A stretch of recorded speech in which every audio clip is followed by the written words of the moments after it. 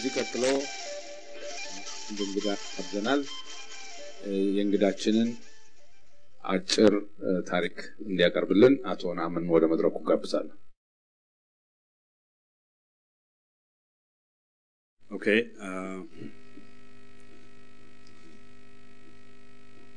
I would like to welcome a great friend of the European people,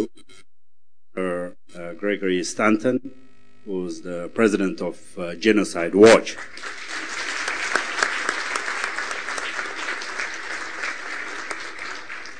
And just few words about him, even though he has a massive CV, which I cannot possibly finish here.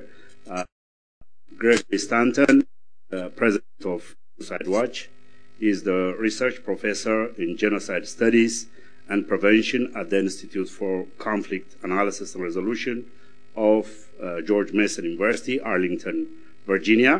From 2003 to 2009, he was the James Farmer Professor in Human Rights at the University of Mary Washington in Fredericksburg, Virginia. Since Dr. Stanton founded the Genocide Watch in 1999, was the founder in 1981 and director of the Cambodian Genocide Project, and he's the founder 1999 and chair of the International Campaign to End Genocide, the world's first anti-genocide coalition. From 2007 to 2009, he was the president of the International Association of Genocide Scholars. Since leaving the State Department in 1999 to found Genocide Watch, Stanton has been deeply involved in the UN Cambodian government negotiations that have brought about creation of the Khmer Rouge Tribunal, for which he has drafted internal rules of procedure and evidence. Dr. Stanton has degrees from Oberlin College, Harvard Divinity School, Yale Law School, and a doctorate in cultural anthropology from the University of Chicago. He was a fellow at the Woodrow Wilson International Center for Scholars from 2001 to 2002. Please welcome Dr. Stanton. Warm applause.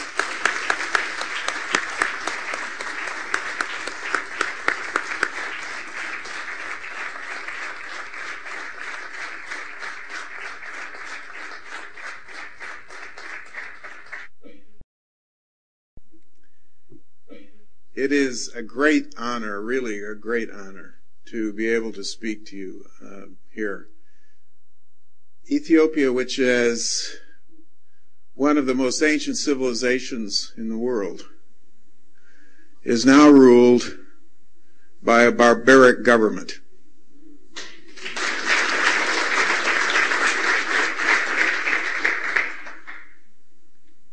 And you here have a very special role to play in opposing and overthrowing that government. I'm convinced that expatriate communities, particularly one as strong as we have here in Washington, D.C., where there are 300,000 Ethiopians, it's wonderful. And in fact, just last week, another Ethiopian, Fadi Haile Mariam Samani, was given political asylum here, and I testified in his case. So keep coming, but also keep organizing.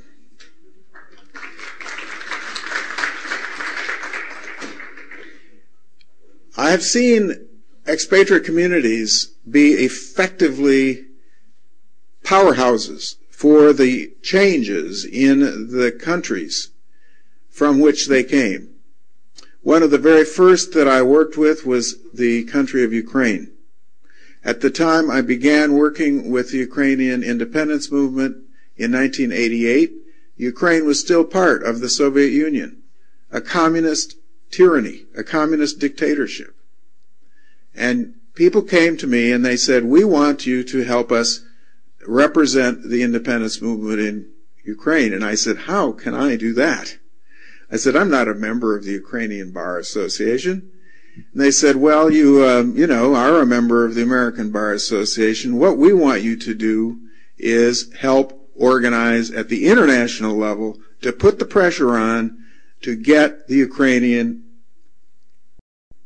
nation to declare its independence from the Soviet Union. And so I said, okay, I'll help with that. And so, in fact, after the KGB began to arrest the leaders of the Ukrainian independence movement, I began to have to go back and forth to Ukraine, literally getting them out of prison, because the Soviet Union was not ready for this expression of freedom.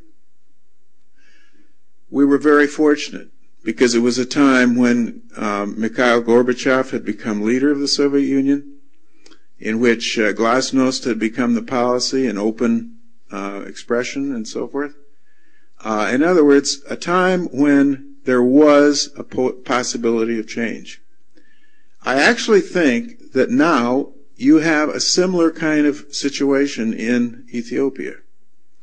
Because of Ethiopia's relationship possibly with the United States, the Meles regime, even though it is vicious, even though it is tyrannical, is not quite willing to completely destroy the opposition. The way, for example, the Burmese regime there has tried to destroy the opposition. They're having elections, by the way, today in Burma, but of course the opposition parties are boycotting them because they know they're fake elections.